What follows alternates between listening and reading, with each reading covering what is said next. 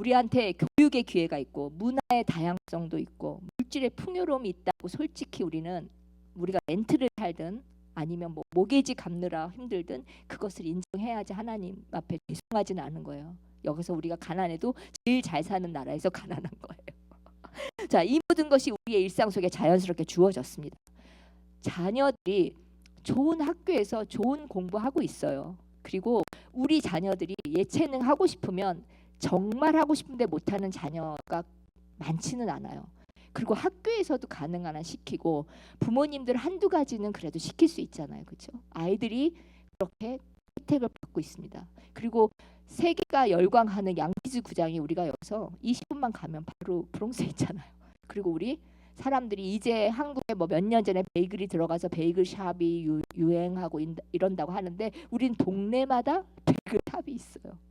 네. 뉴욕 맨하탄에 마음만 먹으면 맨하탄 나갈 수 있어요. 이런 아주 정말 좋은 환경에 하나님께서 우리를 섭리로 아프리카로 안 보내시고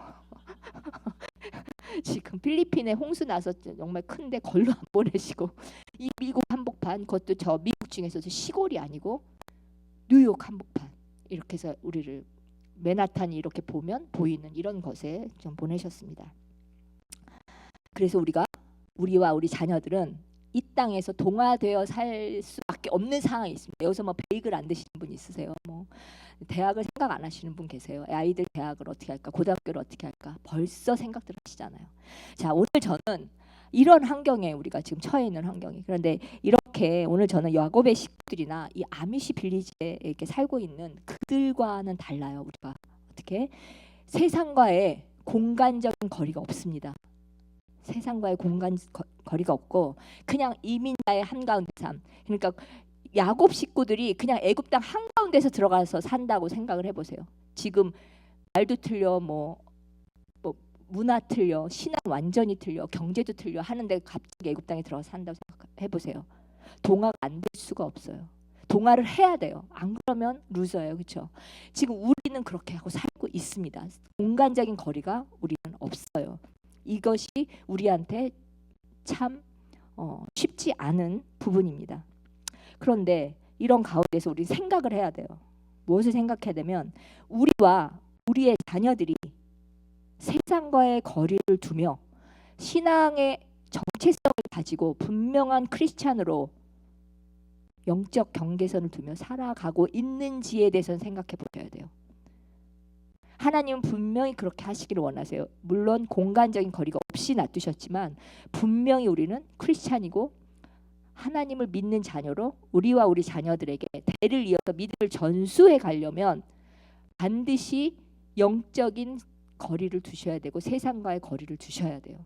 그런데 우리가 너무 힘든 유혹이 많은 상황에 살고 있습니다. 자, 오늘 본문 속에 야곱의 자손 그 가족들이 단순한 이민자들은 아니었어요. 하나님의 약속을 붙든 나그네였어요. 47장 4절에서 뭐라고 하냐면 우리가 이 땅에 거류하러 왔나이다 해요. 만약에 저희가 영주권이 됐든 시민권자가 됐든 미국에 들어올 때 너 왜 왔니? 그러면 우리 여기서 열심히 살고 우리 아이들 잘 기르고 잘 살러 왔습니다라고 얘기를 해야 될 거예요. 그런데 이 야곱의 식구들이 형제들이 뭐라 그랬냐면 바로 앞에서 우린 이 땅에 거류하러 왔나이다. 자, 여기서 거류하다는 히브리어가 뭐냐면요. 구루예요. 구루. 이것은 머물다가 아니라 임시로 체류하다라는 뜻이에요. 정착하지 않는 나그네로 살다라는 뜻입니다. 자, 우리는 그러니까 뭐냐면 우리는 이곳에 영구적 거주민이 아니라 영주권이 뭐예요? 영구적으로 거주할 수 있는 거잖아요. 우리 영주권을 받기 위해서 시민권이 되기 위해서 얼마나 애썼습니까? 그렇죠? 근데 우리는 이곳에 영구적 거주민이 아니라 잠시 머무는 나그네랍니다라고 지금 야곱의 형제들이 말하고 있는 거예요. 그것을 선포하고 있는 거예요. 이 좋은 땅에 와서 이거 뭐냐면 신앙의 고백이 담겼습니다. 자, 그들은 비록 애굽에서 보장됐어 미래가. 그렇지만 그들은 하나님께서 다시 주신다는 가나안 땅의 그 약속을 붙들고 있었던 거예요. 우리가 아무리 여기가 좋아도 다시 우리는 본향을 향해서 간다. 그게 있는 거예요. 더 제가 실질적으로 말씀드릴게요. 야곱의 가족이 살던 가나안이요. 어떤 땅이냐면 아주 메마른 땅이에요. 아주 메마른 땅입니다. 그리고 기근이 자주 찾아오는 땅이에요. 그래서 생존이 참 어려운 척박한 땅입니다. 반면에 애굽은 어때요? 그 나일강으로 인해서 아주 풍요로운 아주 그런 곡식의 나라였습니다. 그 정치적으로도 가나안은 여러 부족이 흩어져 있어서 불안정했고요. 애굽은 이미 강력한 바로의 그 왕권 아래 안정된 제국이었습니다. 그러니까 이와 같이 정치, 경제, 문화가 사실 고향인 가나안보다 훨씬 더 애굽이 안정되었어요. 그리고 가장 중요한 건 동생이 애굽을 왕보다도 높은 총리였어요. 자, 집안에서 우리가 대통령 바로 밑에가 뭐 국무총리요? 국무총리 말고 무슨 국회의원이나 무슨 장관 하나만 집안에 있어도 얼마나 빽이 셉니까? 그런데 그 총리가 자기들을 불렀어요.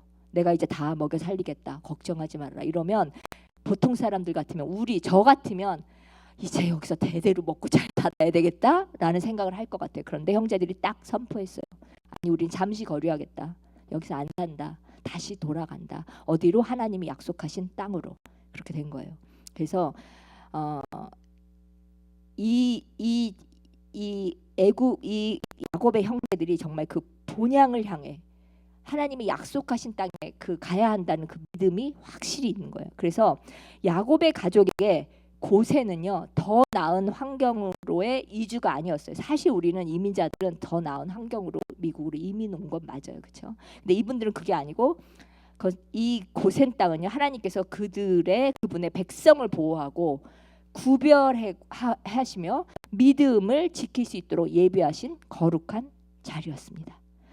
저는 이곳에 여러분들이요, 하나님께서 그들과 우리의 똑같은 은혜가 있다고 생각해요. 우리들의 믿음을 보호하고 거룩하게 구별시키시느라 이민자를 부르셨다고 믿습니다. 혹시 어쩌면요, 한국에 있으면 오히려 신앙생활을 더 못했을 수도 있을 수 있어요. 그래서 저는 분명하게 하나님께서 이곳에 여러분들을 부르신 것은 정말로 믿음의 전수를 이어가고 여러분들 스스로 하나님의 자녀로서 살 수 있도록 구별되게 하여서 이곳이 바로 고센 땅이라고 저는 굳건히 믿습니다.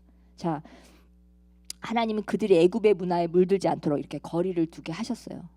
그리고 그들은 어떻게 그 다음 세대를 믿음으로 이어가겠다고 굳건히 다짐하면서 여기서 정착하진 않겠다고 이렇게 마음을 먹었습니다. 여러분들도, 저와 여러분도 그 마음이 꼭 있어야 된다고 생각해요. 그냥 미국이 좋으니까 여기서 먹고는 살 테니까 우리 애가 여기서 의사가 되고 변호사가 되고, 뭐 지금은 이제 AI 시대 오면서 그것도 없어졌지만 무언가 전문적인 업종을 해서 공부를 잘해서 그렇게 가면 여기서 그래도 대대로 그래도 집이나 하나 이렇게 하면서 먹고는 살겠지라는 생각을 안일하게 우리가 할 수 있어요. 그 생각을 다시 한번 여러분들이 잘 생각을 한번 해보셔야 돼요. 사랑하는 여러분, 하나님께서 우리를 이민자의 자리로 부르신 것도 분명히 같은 뜻이에요. 그래서 비록 이곳 뉴욕의 삶이 자녀를 위해서, 교육을 위해서 조금 더 나은 환경을 제공하고 조금 더 살만한 곳일 수 있어요. 그렇지만 그것 때문이 아니고 하나님께서는 우리가 생각하는 아주 단순하게 우리가 여기 가면 자녀 교육을 조금 더 잘하고 내가 뭔가 나의 커리어를 잘 쌓을 기회가 주어지고, 그래서 하나님이 우리를 부르시지 않았습니다. 우리의 신앙을 지키고 자녀들에게 믿음을 전수하게 하시려고 하나님께서 예비하신 고센 땅이 바로 뉴욕입니다. 믿습니까? 자, 한국은요, 지금 아동부가 거의 전멸입니다. 그러니까 제가 알기로 아주 큰 대형 교회만 있고요. 일반 그냥 경기도 그냥 웬만한 아주 시골 말고도 아동부, 대학부까지 다 없어요. 자녀들이 전수가, 이 믿음의 전수가 안 되는 거예요. 한국은 고등학교 3학년 뭐 입시 이러면 이미 교회 아무도 안 나가야 되잖아요. 학원 가야 되고 이미 많이 이제 무너지기 시작했어요. 네, 그래서 여러분들 뽑아서 지금 한국에서 혹시 보시는 분 죄송하지만 이민자들 삶에 힘들어요.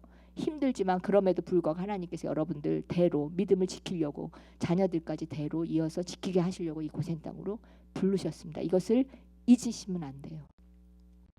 자, 고센 땅의 중요한 의미가 뭔지 아십니까? 구별이에요. 고센 땅, 아미시 빌리지가 구별되어 있어요. 어떻게? 세상과의 거리를 뒀어요.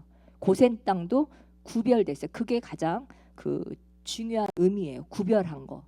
자, 우리가 좀 이제 몇 년 전 얘기를 합시다. 코로나 시절에 있을 때요. 사회적 거리두기 했어요. 사회적 거리두기.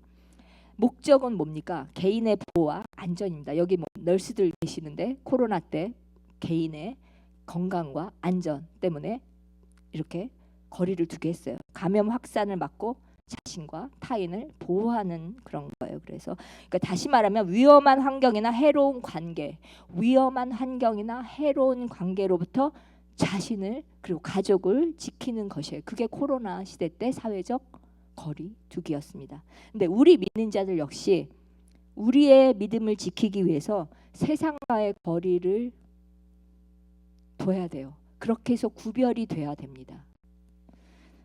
마치 고센 땅에 있었던 것처럼 야곱의 식구들이 있었던 것처럼 그렇게 우리가 거리를 둬야 돼요. 그래서 하나님은 야곱 가족이 그런 어떤 문화와 가치 그리고 우상 숭배에 물들지 않도록 하시기 위해 그들을 애국 중심지에서 떨어뜨려 놓으셨어요. 그런데 우리는 아까도 말했지만 그렇게 안 되고 있어요. 그렇죠? 똑같은 TV 다 봐야 되고 똑같이 게임기 해야 되고 똑같이 학업에 대해서 열정을 가져야 되고 같은 학원을 보내야 되고 그렇죠? 그래서 이게 하나님께서 고센 땅에 물리적 거리를 두신 것처럼 우리에게도 영적 경계선을 세우기를 원하세요. 우리는 물리적인 거리를 둘 수는 없어요. 그렇지만 영적 경계선을 세우기를 원하세요. 그래서 우리가 지금 세상의 한복판에서 영적 경계선을 어떻게 나와 나의 아이들이 세우고 가고 있는가에 대해서 한번 생각을 해보셔야 돼요. 자, 아주 단순한 예로 가족끼리 모여 앉았을 때 여기 비신자 가족이 있습니다. 아니면 그냥 교회만 다니는 가족이 모여 있어요. 엄마, 아빠, 자녀들.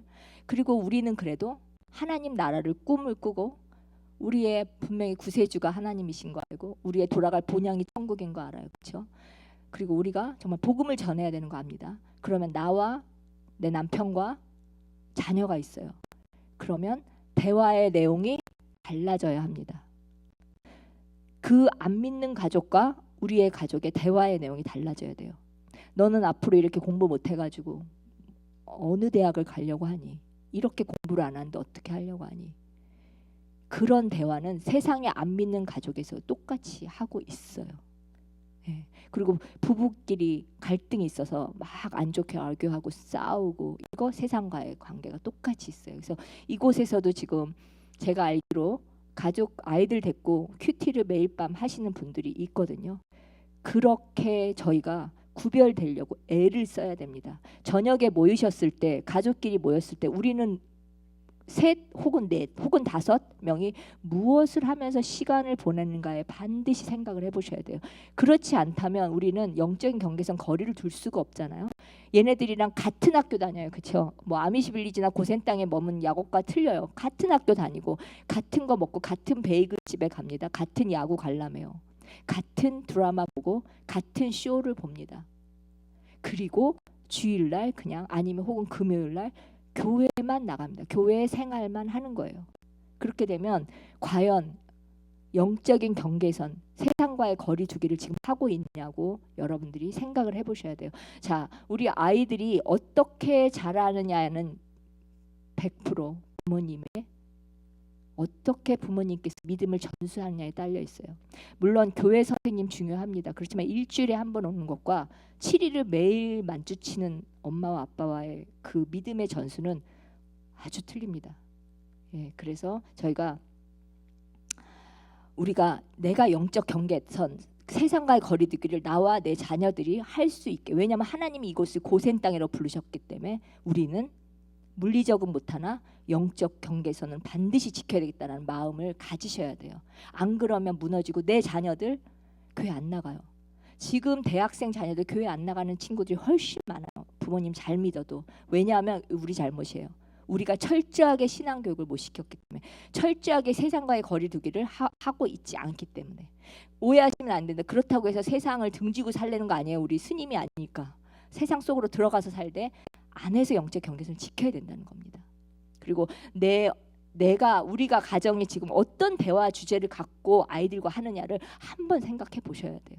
이게 내 친구, 안 믿는 친구들이랑 똑같은 얘기를 하고 있다면 우리는 좀 문제가 있는 겁니다. 그렇죠? 자, 이 형들이 우리는 목자입니다, 우리는 거류하러 왔습니다 할 때 이 고백이요, 우리는 애국 사람과 다릅니다, 우리는 하나님에 속한 백성입니다라는 믿음의 선언이에요. 믿음의 선포입니다. 우리도 종종 자주 이런 말을 해야 되는 거예요. 제가 새벽기도 설교 때 잠깐 말씀드렸지만 제가 회사 다닐 때 나는 믿는 사람입니다 라고 선포를 잘 못했어요. 너무 좀 오히려 좀 힘든 일이 많을 것 같아요. 아주 귀찮은 일이 많이 생길 것 같아서 아예 안 했거든요. 되게 후회하고 있어요. 우리는 언제 어디 가서 야곱의 형제들처럼 나는 하나님의 자손입니다를 선포를 해야 돼요. 그래야 여러분들의 행동도 삶도 거기에 따라갈 수밖에 없잖아요. 그렇죠? 그래서 오늘 우리에게 이 고백이 필요합니다. 지금 세상의 가치가 엄청나게 몰려오고 있어요. 이 부모 우리들 중에서 저도 마찬가지였고, 야 너는 예수 잘 믿으니까 신앙만 좋으면 되니까 공부 안 해도 돼, 뭐 대학 좋은데 안 가도 돼, 돈 많이 안 벌어도 돼, 이러지 못했거든요. 세상의 가치가 막 엄청나게, 이게 나쁘다는 게 아니고 나의 우리의 신앙적인 것보다 이 세상의 가치를 위에 두고 있다는 게 이게 우상성 숭배가 된 거고 잘못됐다는 얘기를 하는 거예요. 자, 우리에게 이런 아이들에게 성공이 신앙보다 더 중요하게 우리가 여겼어요. 그렇게 말을 했어요. 그랬기 때문에 아이들이 세상의 성공을 더 선택을 한 거고, 그 결과 아이들이 많이 교회를 떠났어요. 지금 잘 섬기는 아이들일수록, 부모님이 잘 교회 열심히 나오는 아이들일수록 제대로 교회 열심히 지금 하는 친구들이, 청년들이 별로 없어요. 대학교 가면 반 이상은 다 떨어져 나가고 있습니다. 자, 우리가 정말 그 직장과 학교, 지금 여러분 다 포함되어 있어요. 사회 속 한가운데서 끊임없이 세상의 문화와 가치, 그다음에 쾌락, 부딪히며 같이 살아갈 수밖에 없어요. 그래서 이 시대에 그 삶의 구조 자체가 우리로 하여금 영적인 경계선을 지켜서 구별되게 하기가 너무 어려워요. 불가능한 것 같아요. 바빠요. 유튜브 매일 봐야 돼요. 그다음에 뭐 SNS 해야 돼요. 그다음에 너무 경쟁 심해요. 그렇죠? 예배보다 솔직히 세상이 더 가깝습니다. 여러분 예배 한 번 나오시잖아요. 우리 수요 여성 예배 나오신 분 2번 나오시죠. 금요까지 하시면 3번. 새벽 기도는 조금 어려우실 것 같고, 그런데 세상은 일주일 내내 7일 동안 뭐 회사 적어도 5일 6일 가야 되잖아요. 그렇죠? 자, 친구를 만나도 마찬가지고. 그래서 저는 세상 친구는, 이렇게 말하면 그렇지만 세상 친구를 물론 전도를 하려고 해서 만나지만, 세상 친구를 만나서 여러분 세상적인 이야기를 하면 허무하잖아요. 세상 친구들은 제가 안 믿는 외인들에 대해서 세월을 아끼라라는 하나님 말씀을 주셔갖고 가능한 한 그런 것들을 제가 되게 커트하고 있어요. 저는 스스로 별로 도움이 안 되잖아요. 제가 완전히 동화시키기 전에는 전 듣든지 저도 이거 그래서 여자분들이 동창회만 갔다 오면 기분이 나빠. 그렇죠? 잘하다가 동창회 갔다 오면 우리 남편이 이게 지금 약간 비교가 자꾸 이러는 거예요. 이게 세상 가치예요. 그게 세상 가치고 세상의 그런 어떤 기준이에요. 성공의 기준, 행복의 기준. 근데 우리는 성공과 행복의 기준이 완전히 달라져야 된다는 거예요. 자, 우리 믿는 자예요. 하나님께 속한 백성입니다. 그래서 세상 사람들과 다릅니다라고 우리가 항상 이야기해야 돼요. 그냥 난 똑같아. 그냥 아니면 말 안 해. 왜냐하면 내가 말해놓고 쟤 믿는 사람이 왜 저래? 이럴까봐 자신 없으니까 그냥 말 안 하고 해. 그러면 안 되는 거예요. 제가 너무 후회를 하고 있어요, 여러분. 여러분 아직 젊으시니까 그러지 말고, 내가 선포했을 때 내가 정말 믿는 사람, 하나님의 제자, 예수님의 제자가 되어 가게끔 하나님 만들어 주세요. 근데 내가 얘기를 안 하면 더 편해져요. 옷도 여러분, 애들 옷을 너무 추리닝에다 막 입히면 애들의 어떻게 돼요? 행동이 그냥 이렇게 되잖아요. 근데 조금 옷을 이렇게 잘 입히면 애들이 행동이 옷에 맞춰서 약간 이렇게 되잖아요. 저도 주일날 정장을 입을 때랑 또 이렇게 그냥 추리닝 입고 할 때랑 내 자세부터 틀려지거든요. 그것처럼 우리가 믿는 자라고 선포를 했을 때 우리의 삶이, 노력을 해요. 그래도 사람들 앞에서 내가 믿는 자로 선포했을 때 하나님의 영광을 가리지 말아야 되겠다. 이렇게 노력을 합니다. 자, 제가 좀 더 구체적으로 우리가 어떻게 영적 경계선을 세울까에 대해서 한번 이야기해 보겠습니다. 짧게 하겠습니다. 자, 첫째로 하나님의 말씀이 우리의 기준이 되어야 돼요. 하나님의 말씀이 기준이 되어야 됩니다. 자, 시편 기자가 이렇게 고백합니다.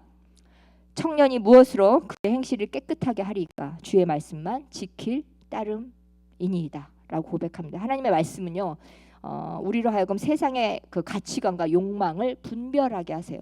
우리 특별히 어린 아기들 키우는 엄마들, 야, 얘는 뭐 천재인가 봐. 얘는 아기 때 여기 보내 벌써?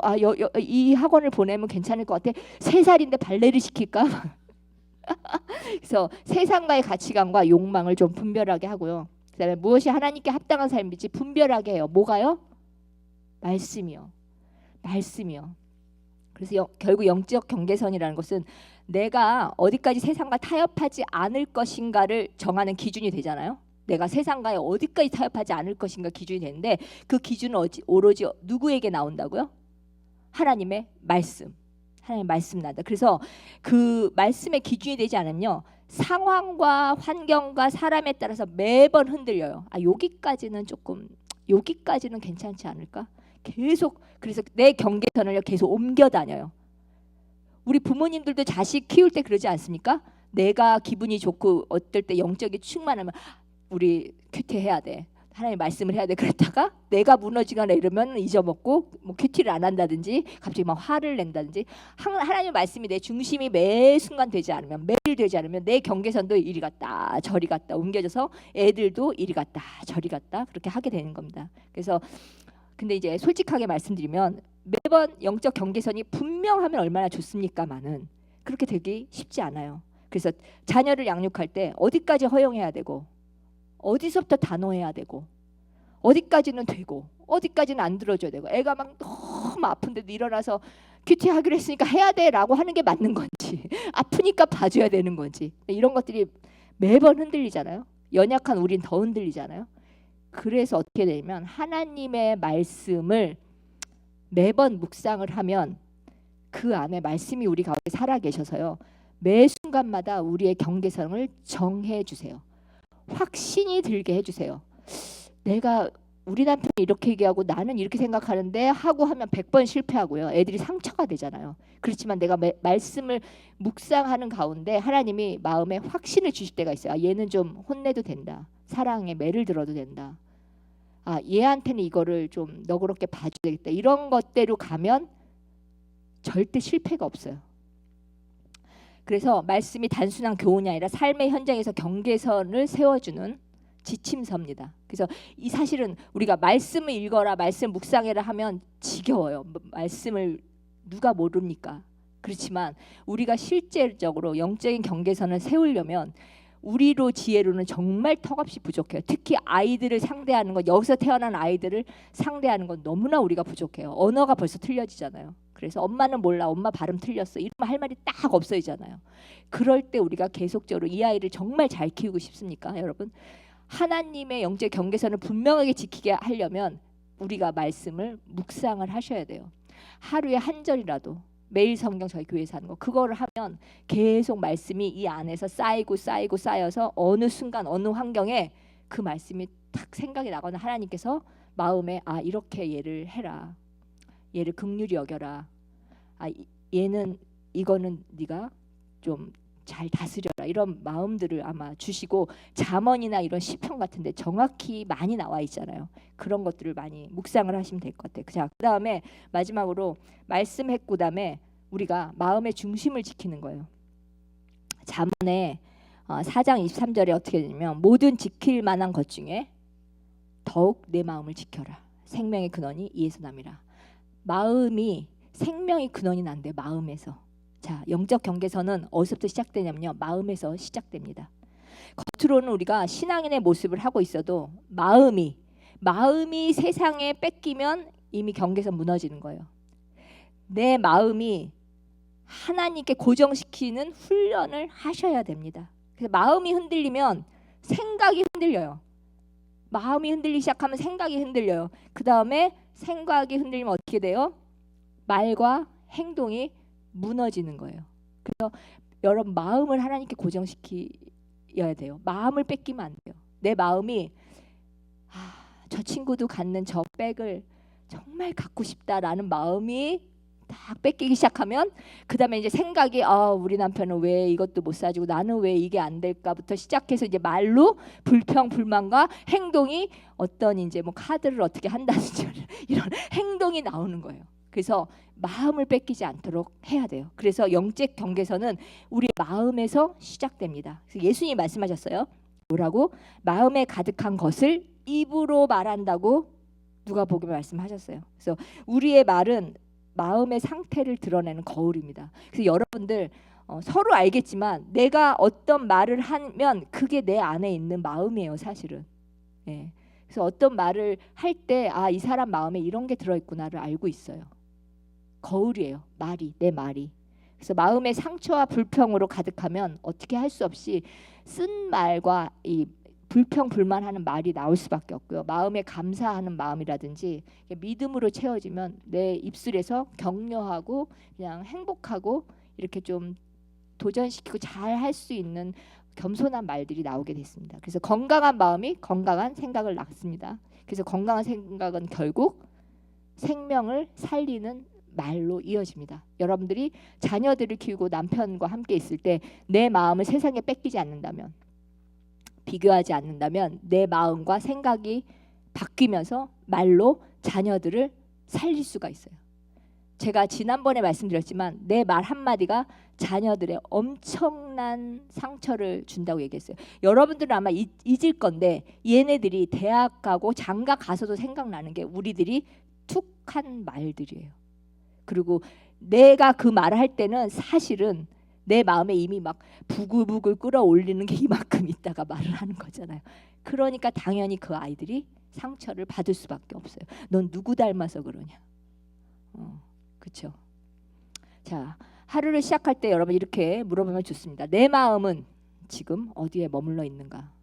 내 마음이 지금 어디에 있는가? 하나님께 감사하며 아까 우리가 다시 올라가서 그래도 이 뉴욕에 이 좋은 땅에 하나님 보내주셔서 내가 이만큼 살아가고 내 자녀와 이렇게 누리고 있는 것 자체를 감사하고 있으며 하나님께서 여기서 보내신 게 내 믿음의 전술을 나의 자녀 대대손손 믿음의 전술을 이루시기 위한 것이니 나는 영적인 경계선을 분명히 지키며 비록 이 땅에 부유한 데서 살지만 나는 요셉의 형제들처럼 돌아갈 본향을 생각하며 반드시 이 신앙을 지켜내고 자녀들에게 전수를 해야 되겠다는 마음을 매일매일 가지셔야 돼요.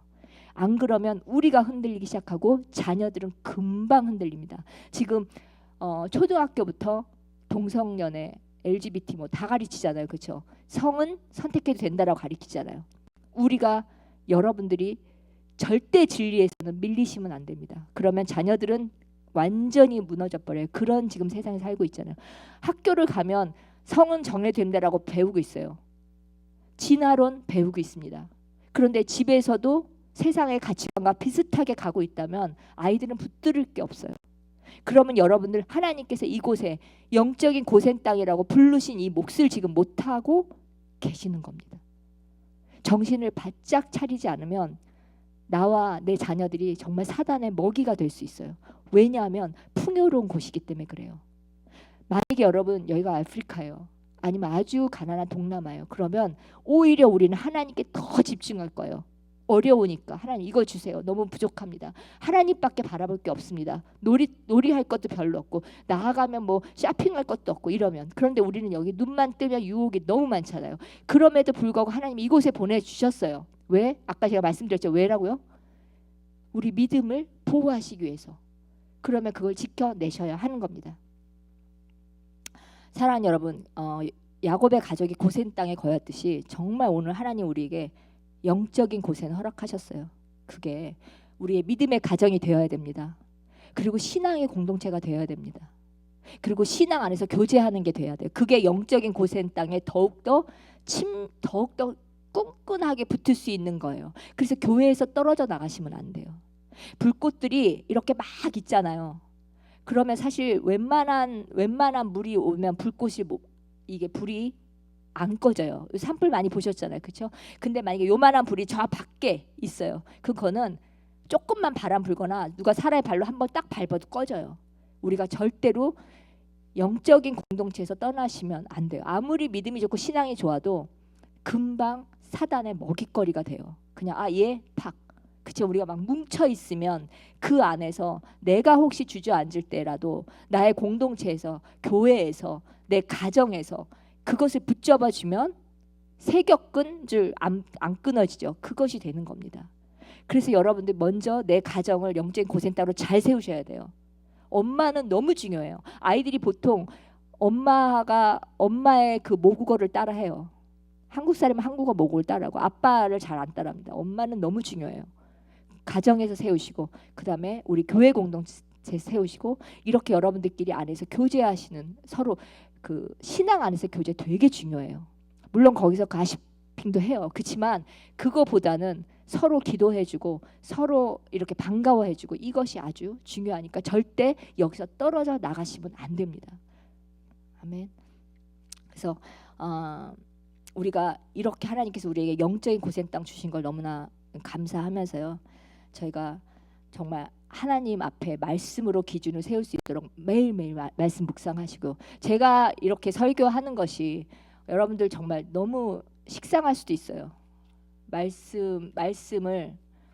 말씀하라고 말씀 읽으라고 맨날 이야기하잖아요. 그런데 이게 왜 그러냐면요. 너무 중요해서 그래요. 너무 중요해서. 그리고 기도하셔야 되고요. 여러분들 지금 마음속으로 내 가슴에 손을 얹고 생각해 보세요. 내가 하루에 얼마큼 말씀을 읽고 있나? 얼마큼 기도하고 있나? 그런데 저도 트럼프 잘 알아요. 저 트럼프 되게 잘 알거든요. 근데 트럼프 대통령이 저를 모를 것 같아요. 모르죠. 왜? 전 트럼프하고 이야기해 본 적이 없어요. 그냥 트럼프가 어떤 사람인지 너무 잘 알아요. 어쩌면 트럼프 자신보다 잘 알지 몰라요. 왜냐하면 저희는 막 심리학에서 트럼프를 분석한 거, 정신학과에서 분석한 것도 시작해서 저 사람은 왜 저런 성향일까부터 저는 어쩌면 그 사람보다 그 사람에 대해서 더 잘 알 수 있어요. 그렇지만 그 사람은 저를 몰라요. 내가 트럼프 대통령 우리 이거 풀어주세요. 뭐 셧다운 이제 그만하세요. 듣지도 않을 거예요. 그리고 저는 가서 해도 누군데 너 아시안 이럴 것 같아요. 자 여러분 자 여러분 정말 하나님께서 여러분 하나님 너무 잘 아세요. 너무 잘 하실 거예요. 하나님 천지를 창조하셨고요. 너무 잘 하실 거예요. 그런데 여러분 하나님 여러분 잘 아실까 생각해 보셔야 돼요. 쟤랑 내가 어저께도 오늘도 깊이 대화했잖아. 제가 왜 밤에 기도를 하는지 아세요? 내가 밤에 자다가 죽으면 아침에 기도를 안 했어. 천국에 갔는데 하나님 너가 누구지? 그럴까 봐. 그러면 제가 아니 하나님 예수님 저랑 어저께도 이 대화하셨잖아요. 모르시면 안 되죠. 예, 그럴까 봐 밤에 기도를 한단 말이에요. 자 여러분 하나님과 얼마나 깊은 관계를 유지하고 있는 건요. 내가 하나님의 말씀을 얼마나 묵상하는 거. 왜냐하면 성경이 하나님의 말씀이잖아요. 살아있는 말씀이잖아요. 얼마나 묵상하는 거. 그리고 내 마음을 묵상함으로 잘 지켜내는 거. 내 마음이 그냥 안 지켜져요. 지혜 그냥 안 나와요. 하나님의 말씀을 묵상해야지. 그리고 기도를 해야지 하나님이 주시는 무궁무진한 지혜를 주시잖아요. 네, 교회만 그냥 다니시면 절대로 안 돼요. 그래서 이런 수요 예배를 여러분들한테 제가 다 알고 있는 거지만 다시 한번 말씀드려서 이번 주는 작심삼일이 될지언정 내가 오늘부터 말씀을 좀 읽고 기도를 좀 잠깐 하고 그리고 아이들한테 기도하는 모습 보여주니까 여러분 기도하는 모습을 반드시 보여주셔야 돼요. 저희 아이가 제가 이것만 하고 마치겠습니다. 저희 아이가 기저귀 찰 때 아기 때부터 제가 기도를 했잖아요. 기저귀를 찰 때 뭐 1살 반 2살 뭐 이렇게 됐을 거예요. 얘가 3살까지 찼으니까. 그런데 기도를 계속하는 모습을 보여주니까 응아를 했는데 저를 안 흔들어요. 기도하는 걸 알고. 그리고 나중에 보면 그냥 서 있어요. 응아를 했는데 이렇게 할 수 없으니까. 그리고 조금 말을 할 때는 어땠냐면 그때는 이제 전화가 왔어요. 그 핸드폰 아니고. 그럼 누가 전화를 하면 키드 안 바꿔줬어요. 그리고 나서 크면서 엄마 나도 엄마처럼은 기도해야 될 것 같아라는 그것이 아이들이 그게 그냥 신앙의 전수입니다. 여러분 교회만 맡기시면 안 되고요. 여러분들께서 직접 본을 보여주셔야 돼요. 그 옆집 아줌마랑 이상한 얘기 하는 것만 본을 보여주시면요 애도 똑같이 하고 기도하는 거. 우리 엄마는 항상 기도를 한다. 우리 엄마는 뒷모습이 기도를 한다. 그리고 우리 엄마는 항상 말씀을 읽는다. 그거를 꼭 보여주셔서 여러분들의 영적 경계선을 세우시면서 자녀들에게도 신앙의 믿음의 전수가 되게 하셔야 돼요. 교회에서 맨날 싸우고 교회 갔다 와서 불평불만하고 교회에서 힘들고 나는 오늘 봉사를 할래 안 할래 올해는 하고 내년에는 안 하고 이런 모습을 보여주면 절대로 아이들이 그 신앙의 뿌리를 이어가지를 못해요. 아멘입니까? 자, 마지막으로 사도 바울이요 빌립보서 3장 20절에 이렇게 말했어요. 우리의 시민권은 하늘에 있는지라. 아멘. 우리의 정체성입니다. 우리의 시민권이 미국에 있지 않아요. 이 땅에 있지 않아요. 우리 금방 눈 깜짝하면 살같이 날아가요. 세월이. 바로 곧 하늘나라에 가서 하나님을 배워야 돼요. 자, 오늘도 우리 열심히 정말 우리가 두 나라에 속한 것 같아요. 어거스틴 말한 것처럼 그리스도인의 두 나라에 속했어요. 하늘과 땅. 그렇지만 마음의 중심은 언제나 하늘이어야 됩니다. 우리가 이 땅에 있는 거 바라보지 마시고요. 우리가 거류민이라고 생각하세요. 다시 돌아갈 하나님을 본향을 바라보며 여러분들 정말로 축복된. 그래서 이 자리에 이렇게 힘들게 나오셨는데 이 자리에 나온 사람들은 뭔가 얻어가고 뭔가 하나님과 조금 더 가깝게 가고 뭔가 베네핏이 있기를 주님의 이름으로 축복합니다. 아멘.